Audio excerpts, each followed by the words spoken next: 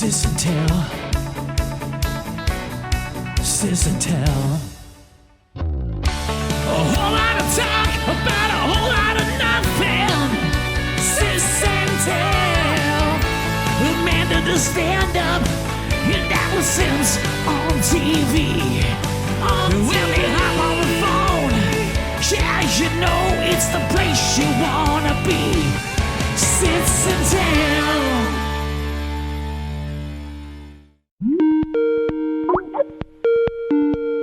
Hi, Allie. Hi, man. What's going on?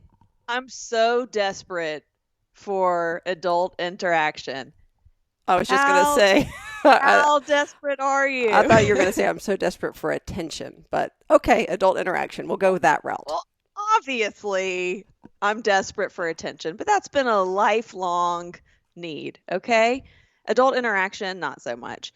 I went to Target. And it was totally empty because I only like to go during weekdays. And I'm walking to checkout, and there's a woman there who works at Target, and she said, "Would you like to do self-checkout," which was empty? Or she goes, "Or I can take you at my register." And I looked at her and I said, "I would really like to go to your register because I just want to talk to someone." Did she start laughing? Yeah, and then we talked about, I don't know how we got on the subject of cornbread and how her grandmother makes this great cornbread and not tea. And I said, is it not the Jif? Does she use cornmeal or does she use like the Jiffy cornmeal box? And she goes, oh no, she's got opinions. You are not allowed to do the Jiffy. And she goes, and honestly, nothing tastes like my grandmother's cornbread. And we talked about different recipes. And then she started talking about flour. And I go, it's all about white lily flour. And she said, yes, it is. Because that's what our grandmother used to say we had to use. Very specific about what flour to use for specific things. Anyways, I really enjoyed my discussion. What was her name? Did you exchange cell numbers so you can text each other? So we're starting a podcast. I feel like I've been doing the same thing because I go to Publix basically every day. And you'd think I would just plan out the meal for the week, go on Sunday morning when there's nobody there, which is also a great time to go anywhere, and buy everything. But no, I go every day because I also don't like to plan my wheels. I don't like to plan my meals in advance just because I don't know what I'm eating. I don't know what I'm eating tonight, right? So why would I ever plan Thursday on Sunday? But I think the interaction is part of it. Right? I'm just realizing that. Like just to be able to see people. Yeah. And how was your day? How's it going? Nobody asked me that. Well, I think I told you before the runoff election in Georgia. I'm from Georgia, y'all, if you don't know me. And we had for that month, there were people from all over the country who had moved to Atlanta temporarily to knock on doors and get them to go out and vote. And we were getting them all at our doors. We were getting phone calls and text messages and postcards, and I've never felt so popular. But even Murray, who is my 14-year-old, was so desperate to talk to other people besides his siblings and us that we would get someone knocking at the door and he would go out, he would fold his arms and start asking them all sorts of questions. And he was super interested, and they're like, okay, I gotta go. But we're conversationalists in our family, and I love talking to strangers, right? And we have a thing, me, you, and mommy, we have that personality where we will sit down next to someone on an airplane, not that I've been on an airplane and I can't even remember when, where we'll say, how are you? And then they will tell us how they are for the past 10 years. Like we really get into it. Which is why I have a rule not to talk to people on airplanes. I really can't. I mean, I've met some awesome people, but I've also sat next to some crazy people who engage me in conversation and don't get the hint of when I put on the headphones and, turn around and I'm staring at my screen. That is an indication I do not want to talk to you any longer, right? And not being rude, but I've had people accost me on an airplane once. I'm sure we've talked about it, but one guy who wanted to go into a whole deep conversation about faith and why I'm going to hell because I'm Jewish.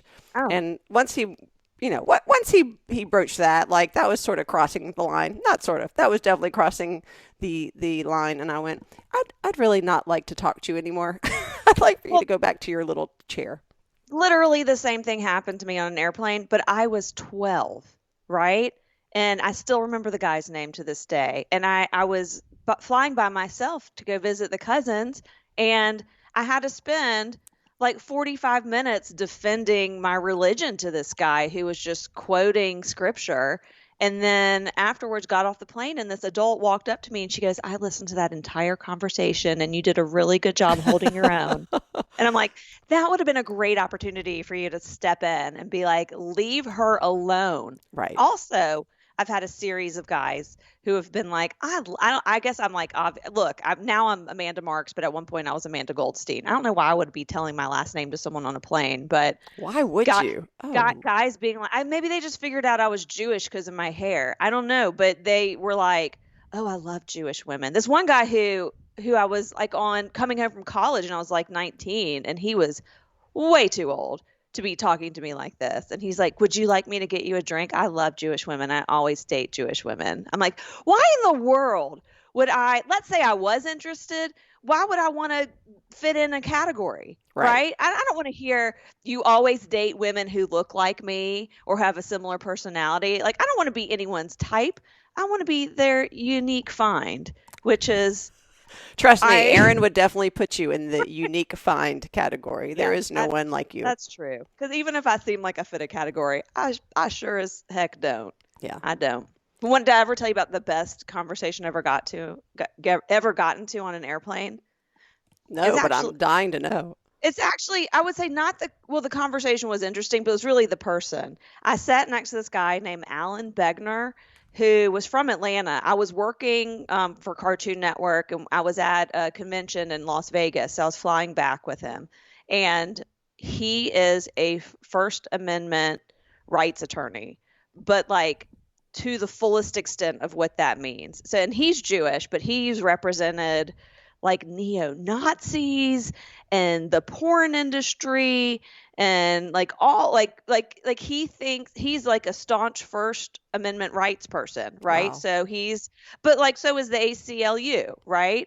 They it's like two different, as long as it's not inciting violence, right? That he is like all for, freedom of speech. So, but he had all these crazy stories, except he's like a loud talker. And so he wasn't just sharing them with you. The entire plane could hear. He was sharing them with everyone on the plane. And I was like, kind of like, Alan. And he was like my new friend. I was like, okay, that's really interesting, but can we pipe it down a little? But I kept in touch with him because I did, he represented a couple of the nightclubs and like these dive bars in Atlanta. So when I did, there was a magazine called He Magazine that was for like hipster Jews back in the day. Now I've aged out of it, and I think they're just online if they even exist. But remember, I did storytelling events, and you hosted one for me. I remember that. That feels like a million years ago.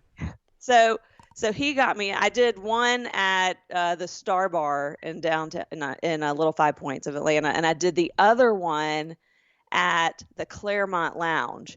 Which, do you know what the Claremont Lounge is? We've already talked about this. We have? Okay. So, moving on. The Claremont Lounge is basically a dive strip club with... Because I told you I've been there. I right? went there when I worked at Coke. The guys I worked with took me there. Yeah, basically it was an old one. We have new people listening who are not going to go back and listen to the 17th episode, right? Right. We're on like episode 200 at this point, so... But like our life, we are repeating stories. Yeah. But the strippers there are not like they're not like youthful from head to toe. No, they're like seasoned strippers. We'll just call it that, seasoned. Right. They are. I like that. That might even be their tagline. Seasoned strippers for the social guy. Well, and it's a very mixed crowd there. It was definitely a rite of passage to be able to go there and socialize. Yeah, everyone goes there now. So my biggest fear is because I have a habit of, or not really a rule, maybe a rule that I sometimes break, of not wanting to talk to people on airplanes, that I'm going to be sitting by somebody famous and then not realize it because I'm in my little cocoon. Right. So I have to balance. So I'm always looking and making sure I'm not sitting by somebody famous. But sometimes you could be sitting by somebody famous and not even know they're famous, right? Mommy does it all the time. But she gets into discussions with everyone. Right. She wants She'll talk to everybody. She'll talk to everybody, and then every so often there's a famous person. I'll talk to nobody and realize, oh, that was probably a famous person, and I lost my opportunity. But she's good at spotting. She is very up and up with pop culture. Yeah. So, and more so than anyone my age, I have to say. She's excellent at it. But she even like people from, I was about to say the sports industry, but really I wanted to say athletes, just Right. the sports industry. So the only time I was good at spotting somebody, it was only because it was very obvious. And that's because when I was flying through Atlanta back to Chattanooga one time, Dikembe Mutombo gets on the plane. And of course, it wasn't just me, it was the entire plane who turns around and was like, oh, it's Dikembe Mutombo, which of course, he didn't get very far. He had to be in first class, if I remember correctly, because he is giant, right? I mean, anybody who is over 7 feet is a giant in my eyes. And in fact, speaking of sports, I interviewed a guy who wrote a book called The Sports Gene. And in that book, he talked about the statistic that if you are over, I've probably shared this, but if you are I've heard it though. Yeah. If you are over 7 feet tall, the odds of you playing for the NBA is like 14%. So if you meet somebody, right, and I know tall people get tired of people saying, oh, you're so tall. Do you play basketball? But if you're over 7 feet, that's an actual good question to ask, because there's like a 1 in 7 or 8 chance that person not only plays basketball, but plays for the NBA. But I chased Dikembe down the airport after he got off before me, and he did the little finger wag for me. Very nice guy. Really nice guy. Now I want to know the average height of an NBA player, Okay, so I found it. Thank you, research department. You're welcome, Amanda. So it says the average male is, do you know what the average height is of an American male? I'm going to go with 5'9". Spot on. Nice. Yeah, 5'9.3", but 5'9". Okay. But the average height of an NBA player hold on. I'm going to go with in shoes. This says in shoes. In shoes? Yes. Like and shoes or in shoes? Wearing shoes. The average height. I thought they were measuring him by using shoes. I'm like, why would you measure somebody in shoes? Okay. Like rule of thumb, but rule of shoes. Yeah. Okay. So the average, I like how they stipulate that they're actually wearing shoes. Okay. I'm going to say the average NBA player. Is that what it is? Yes. I'm going to say he is 6'7". Oh my gosh, Allison. Yes. That's exactly what that says. Come on. That's amazing. Wow. I think I'm good at this. You. Is this maybe this should be a game show. Maybe this should be like the new Cash Cab where I can win prizes. I feel like in a lot of ways, Sis and Tell is a game show. and we pass off hosting it. Like sometimes I'm the player, sometimes you're the player. And mostly it's me forgetting words or like someone who's a celebrity and I describe them in a weird way. And you're like, that's so-and-so. So anyways, yeah. So I think that your statistic is off though. I don't think it's 7 feet. It's not. If you Google. I think it's shorter. No. If you Google what are the odds of playing in the NBA if you are over 7 feet tall, the author is Epstein. He wrote a book called The Sports Gene.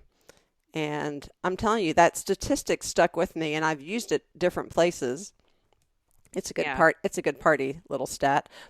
And people are like, that's not true. So I looked it up recently just to make sure I was accurate. But it's true. Okay. It says, oh, wait. Now I don't know what I'm reading. Okay. I was wrong. Okay. You're right. Okay. Well, at first it says, an American man between 6'6" and 6'8" has a 0.07% or 7% chance of making, it's 0.07% chance of making the NBA. For someone 7 foot or taller, the number is 17%. Wow, it really jumps up. It really jumps up. I thought maybe it was like Like it hadn't moved the decimal point. No, I think Yeah. that has more to do with the fact that there are far fewer men over 7 feet tall, right? Right. So Yeah. that's where the odds come in. And if you look at, I don't know what the stats are of how many men are 6'5" and over or 6'8" and over, it's got to be many more people. Right. Those extra 4 to 6 inches of height We're stipulating. translate into its 243 times greater chance of being in the NBA. There you go. Wow. I didn't make this up. Really? So look, basketball is probably the only sport that I actually know how to play, but I still couldn't tell you like what all the positions do, right? But we started playing basketball when we were young, when we were in elementary school, and we were placed in the co-ed Jewish Community Center basketball team. Right. And Just we so were you know, all the positions basically do the same thing. They Okay. run, they guard, they shoot, they rebound. But That's about it. if you're It's not like like- soccer where you have very Oh. specific positions. if you're close to the basket though, aren't you like the taller person? They always Correct. put Murray Yes. near the basket because he's Yes. especially at camp. Yeah. The he's- tallest people are typically by the basket. Because Murray's so tall. He's like the tallest person at camp. Whenever we would get like the camp pictures back with his bunk, he looked like Buddy the Elf next to everyone.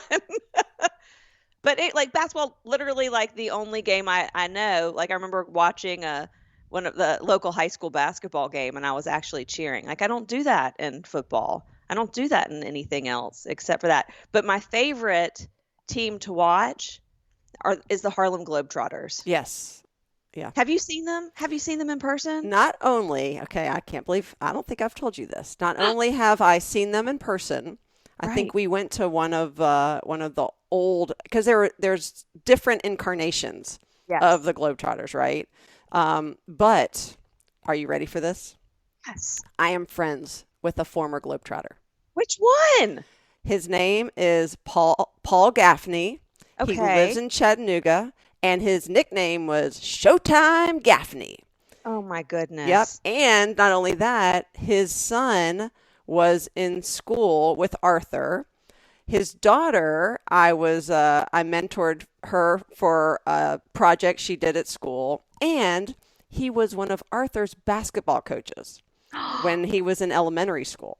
Oh And my when we gosh. used to do so at Normal Park, they would also do like for one of these like big days at the school, like they would have a whole day like with a pancake breakfast, and then they would do awards day for the athletes, and they would do a faculty student basketball game. And so Showtime was the star of like that because he would get to play, and one of his signature moves is he could make the basket from at least half court. And it would Wow. sink. He was amazing. And he has got such personality. But, you know, when we were growing up, it was Curly, it was Meadowlark Yes. Lemon, it was all these guys. I mean, I was obsessed with, I can still hear the music. Can you hear the music? It's Sweet Georgia Brown. Oh, yeah. Dun, dun, dun, dun, dun, dun, dun, dun, dun, dun. So in college, we got tickets to go see the Globetrotters when they were playing in Birmingham, and Curly was still playing, and this was the 90s. I went up to the court. You could like go interact with them, and this is not while they were playing, but like while they were Right. practicing. And I saw Curly, and I took a picture with him, and I said to him, "I just loved you in Scooby Doo." And he's like, "I can't believe you remember that. No one ever does." But don't you remember when they were like always on Scooby Doo? Yes. That is so funny. The animated versions of them, but then they would voice themselves over. Yeah. Right. Oh my gosh. Curly was my favorite. To me, he was like the most iconic I too. know. And the irony, of course, if you don't know who Curly is, he was bald. So Yes. Yeah. That's like calling me Baldy. yeah, exactly. Right. That's exactly this. It doesn't sound as funny calling you Baldy. No, it doesn't. Oh yeah, they were iconic, and they were. I mean, because they could entertain, but they were really talented. Really talented. I would think the NBA would want them on their team. Like, why? I know. That's Understand? Like, wouldn't you want them on? I mean, look who Dennis Rodman, right? Right. And Shaq, like both. Like, I mean, Shaquille O'Neal is ginormous, but they are showmen, right? They love the attention. They're great with people. I don't know if Dennis Rodman's so great with people, is he? But he's like, But he was definitely all about the show. It definitely was the intersection of the athlete with the halftime show, right? Big personality. Yes. I would want, if I was like, a coach or the manager who recruits people. I don't know. I don't know Yeah. anything about sports. Why would you not want a Harlem Globetrotter on your team? Okay, Or because have here's they the reality, though. The have they aged teams, out? yeah, but They the aged teams that they would play were also, they weren't real teams. So they made, not to say that they were not skillful at their shots and all of their trickery, but they also were meant to look even better than they were because they were playing teams that would never be able to beat them, or were, it's sort of like, I hate to make this comparison, but the WWE, right? That it's real, and maybe this is a good comparison. The WWE is real athleticism, right? Like these men and women are actually doing these moves and have to be in amazing physical shape, but it's not exactly like the wrestling's real. I don't want to offend anybody who's a WWE fan. I know they're very diehard. So the wrestling is real, but also more for show, right? Right. Yeah. Yeah. No, I get it, but I still think they have those capabilities.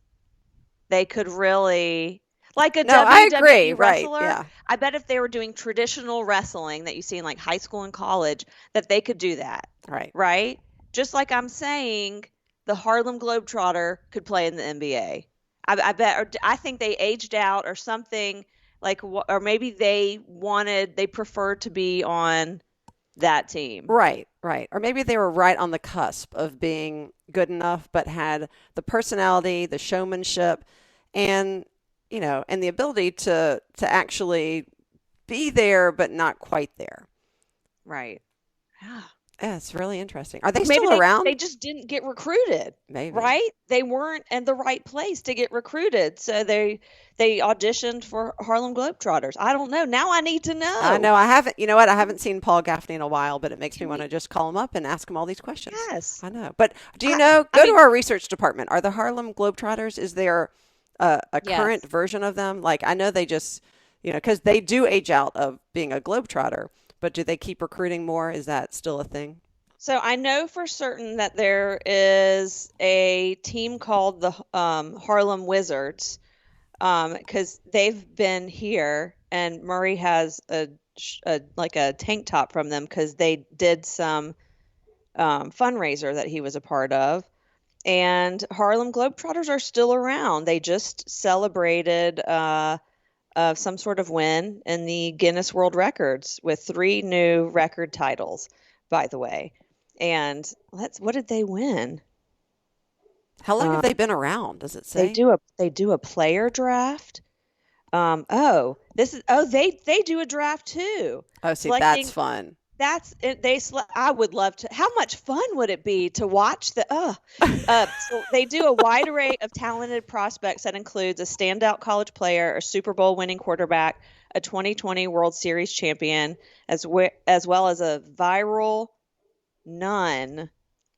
And okay, that's a viral nun. They have like a nun who plays. I feel like that's a typo. It's like so they have like a woman on the team who is a nun, who maybe is like a real nun who is good at basketball, or a good female basketball player who pretends to be a nun. That's confusing. I think I don't know, I'm just guessing that it is a nun who probably got really popular on TikTok. I need to talk to her. And she's really good at basketball, and they put her on the team. I don't know about that. You know what I don't understand is that they don't have an about. They just list out people who are on the Globetrotters. Draft history. Here it is. Wow, we have really gotten into a wormhole.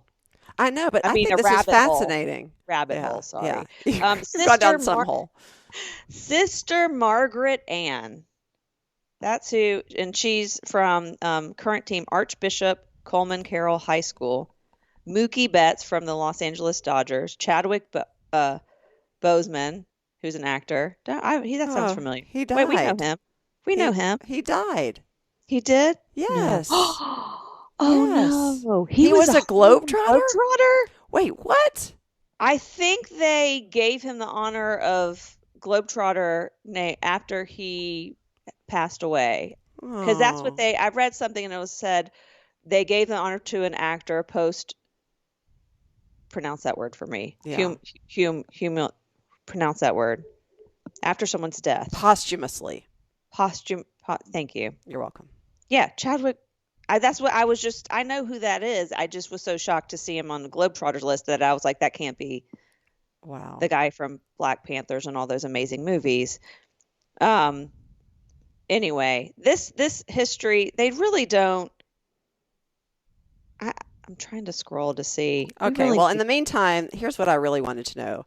This has been around, the Globetrotters have been around for 95 years. They were founded in 1926, and they were originally the Chicago Globetrotters. And then in 1928, they turned into the New York Harlem Globetrotters. And today they're just called the Harlem Globetrotters. So they are, this has been, they are not only iconic, their history is long in this country. And as we know, they combine athleticism, theater, and comedy in their style of play. And they have played to date more than 26,000 exhibition games in 124 countries and territories. And of That is course, so cool. their signature song is what reminds us of them, which is the whistle version of Sweet Georgia Brown. So you're right. Do do do do do do do do do. Oh, makes me want to go see a game. I know. Makes me One. makes me want to just see anything, right? Live or entertainment. Right. I would see anything live, including listening to people argue at Target. That would be entertainment. By the way, have you noticed that I'm speaking differently, or is it okay? Because since we spoke last, I got Invisalign.